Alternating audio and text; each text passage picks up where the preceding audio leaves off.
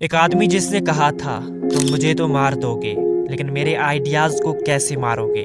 मौत की आंखों में आंखें डालकर अपनी जिंदगी के आखिरी कुछ पलों में कहा था कि भले ही मैं आज खामोश हो जाऊं लेकिन मैंने जो आइडियाज शुरू किए हैं वो कभी खत्म नहीं होंगे। और जब इस आदमी को यूएन में स्पीच का मौका मिलता है तो ये दुनिया की शॉर्ट स्पीच दे के आता है, सिर्फ 3 वर्ड्स बोलकर वापस आ जाता है।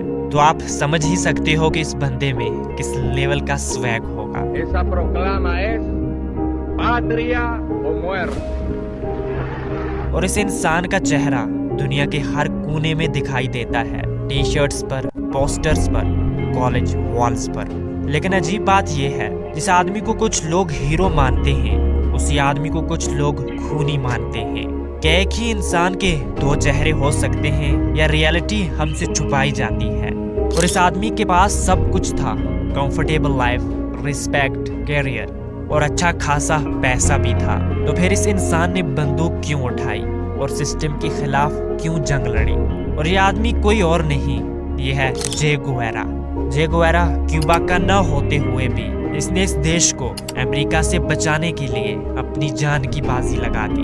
इन्होंने न सिर्फ क्यूबा को और बहुत सारे देशों की आजादी के लिए लड़ा, लेकिन अजीब बात यह है कुछ देशों में तो इसे टेररिस्ट माना जाता था, कुछ लोग हीरो मानते थे और कुछ लोग विलन। और आखिर ऐसी क्या मजबूरी पड़ी जो बंदा डॉक्टर बनना चाहता था उसे बंदूक उठा ली।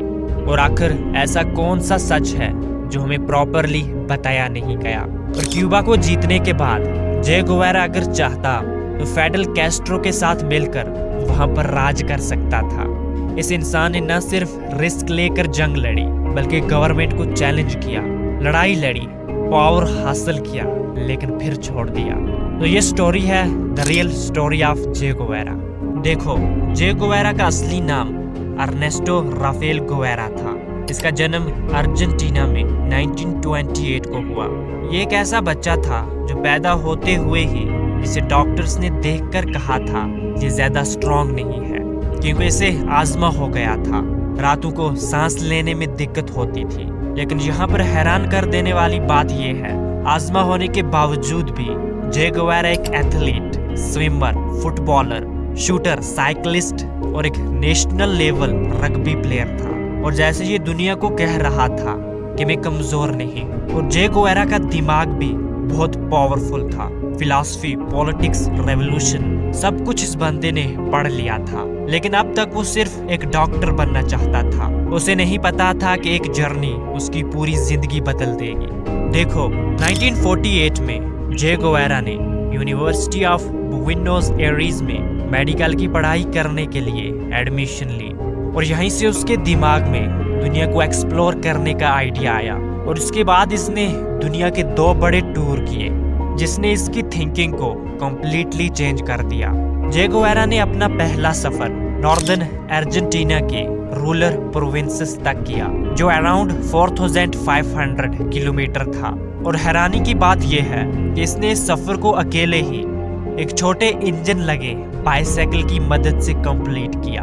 और फिर कुछ सालों के बाद दोबारा 8 महीने के लिए अपने दूसरे और एक यादगार सफर पर निकल गया। और ये ट्रिप जे गुवेरा की जिंदगी का टर्निंग पॉइंट था।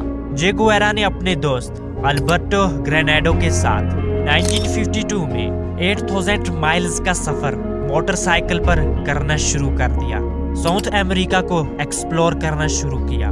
शुरू में तो ये ट्रिप एक फन थी, एडवेंचर, फ्रीडम, एक्साइटमेंट। लेकिन धीरे धीरे रियलिटी सामने आने लगी। उसने देखा कि एक माँ अपने बच्चे को इलाज के बिना मरता हुआ देख रही है। माइनर्स अपनी जान रिस्क में डालकर भी गरीब हैं। फार्मर के पास जमीन तो है लेकिन फिर भी भूखे सोते हैं। और कैसे कैपिटलिज्म के चलते अमीर और अमीर होता जा रहा है और गरीब होता जा रहा है। और एक मोमेंट ऐसा आता है जहाँ जे गुवेरा रुक जाता है, ऑब्जर्व करता है और अंदर से टूट जाता है। और उसने लिखा कि मैं अब सिर्फ देख नहीं सकता, मुझे कुछ करना पड़ेगा। और यहीं से वो अपनी जिंदगी को गरीबों की मदद में लगा देता है। देखो, जे गुवेरा ने अपने रेवोल्यूशन की शुरुआत ग्वाटेमाला से 1953 में की। उस वक्त यहाँ के प्रेसिडेंट जैकोबो आर्बेन्स थे। जो सोसाइटी में सोशल इकोनॉमिक डिफरेंसेस को ठीक करना चाहते थे।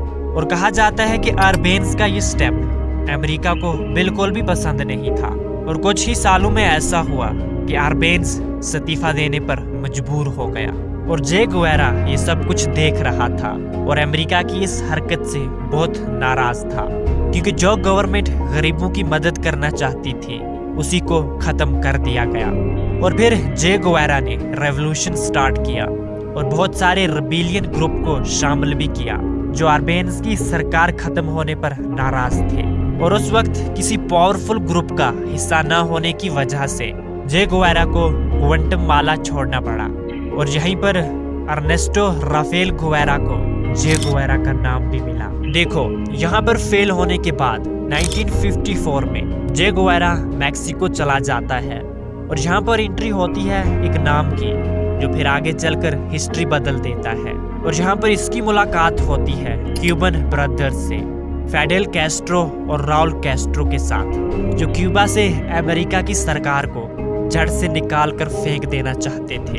इनकी बात होती है, आइडियाज मैच करते हैं और एक डेंजरस प्लान बनता है कि अब क्यूबा को आजाद करना है। देखो, उस वक्त क्यूबा में फुल्गिनेसो बटिस्टा का राज था, जो क्यूबा का मिलिट्री डिक्टेटर और अमेरिका की कठपुतली था। और ये सब मिलकर रेवोल्यूशन शुरू करते हैं। हर दिन सर्वाइवल फाइट थी। कभी कभी ऐसा लगता था कि अब सब कुछ खत्म हो जाएगा, लेकिन जे गुवेरा का बिलीफ स्ट्रांग था। धीरे धीरे उनके साथ लोग जुड़ने लगे, रेवोल्यूशन ग्रो होने लगा। और फिर एक दिन ऐसा आता है जब पूरा सिस्टम कोलैप्स हो जाता है, क्योंकि लोगों ने इनका बहुत साथ दिया और 1959 में इस रेवोल्यूशन को जीत लिया। और इस तरह फाइनली क्यूबा में कैस्ट्रो का राज आ जाता है, जिसमें सबसे बड़ा हाथ था जे गुवेरा का। और क्यूबा में सरकार बनने के बाद कैस्ट्रो ने खुद को क्यूबा का प्राइम मिनिस्टर डिक्लेयर किया और जे गुवेरा को सेकंड इन कमांड, यानी कि सबसे ज्यादा जिम्मेदारियां जे गुवेरा को दी गई। और टाइम के साथ साथ उसे और भी जिम्मेदारियां दी गई, जैसे कि बाद में उसे chief of the industrial department, president of the national bank of Cuba और president of minister of industry भी बनाया गया। और अब जे गुवेरा के पास सब कुछ था, पावर, इन्फ्लुएंस और रिस्पेक्ट भी। लेकिन यहाँ पर एक सबसे इम्पोर्टेंट बात, जे गुवेरा यहाँ पर देखता है यहाँ पर कोई स्कूल नहीं है, इलेक्ट्रिसिटी नहीं है और ना ही कोई हेल्थ केयर सिस्टम। और फिर बाद में जे गुवेरा यहाँ पर स्कूल खोलता है, हेल्थ केयर सिस्टम बनाता है और बहुत सारे क्लिनिक खोलता है, लैंड रिफॉर्म्स करता है, एजुकेशन इम्प्रूव्स करता है और साथ ही साथ हेल्थ केयर सिस्टम को बेहतर करता है। और इसी वजह से जे गुवेरा लोगों में बहुत मशहूर हुआ और लोग उसे अपना आइडियल मानने लगे। लेकिन क्यूबा में फेडरल की सरकार आने के बाद जे गुवेरा ने अपने ओपोनेंट को खत्म करना शुरू कर दिया। जिस पर भी जे गुवेरा को शक होता था वो उसे मिट्टी में मिला देता था। अगर उसे लगता था कि कोई कैस्ट्रो की सरकार के खिलाफ है, बस उसे थोड़ा सा शक होना चाहिए था और वो कुछ ही सेकंड्स में इंसान को मार देता था। और इसी वजह से जे गुवेरा कुछ लोगों में हीरो बन गया और कुछ लोगों में विलन। देखो, कोई नॉर्मल इंसान होता तो यहीं पर क्यूबा में सेट हो जाता, लग्जरी लाइफ जीता। लेकिन जे गुवेरा अलग इंसान था, उसे ये सब कुछ छोड़ दिया क्योंकि उसे लगता था कि रेवोल्यूशन सिर्फ एक कंट्री में नहीं पूरी दुनिया में होना चाहिए।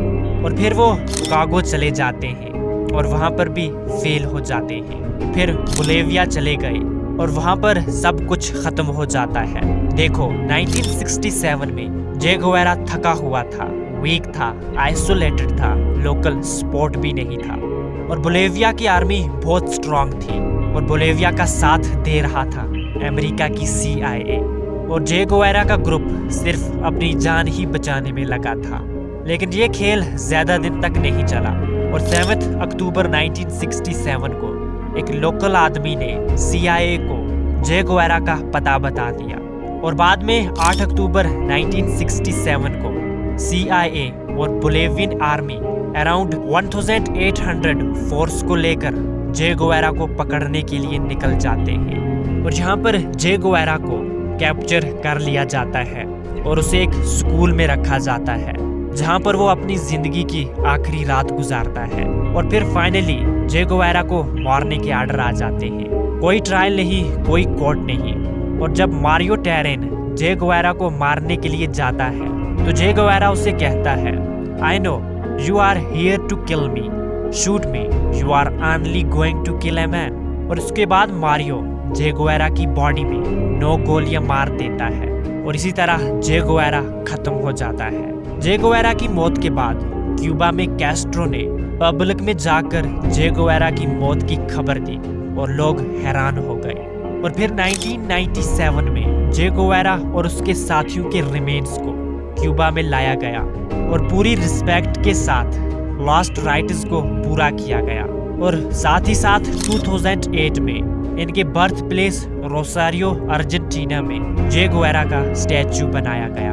देखो, जे गुवेरा अगर चाहता तो फिडेल कैस्ट्रो के साथ मिलकर क्यूबा में लग्जरी लाइफ जी सकता था, वहां पर राज कर सकता था, लेकिन उसने ऐसा नहीं किया। तो ये फुल स्टोरी थी जे गुवेरा की। हर इंसान की कहानी सिंपल नहीं होती। जे गुवेरा एक हीरो भी है और एक कंट्रोवर्शियल फिगर भी।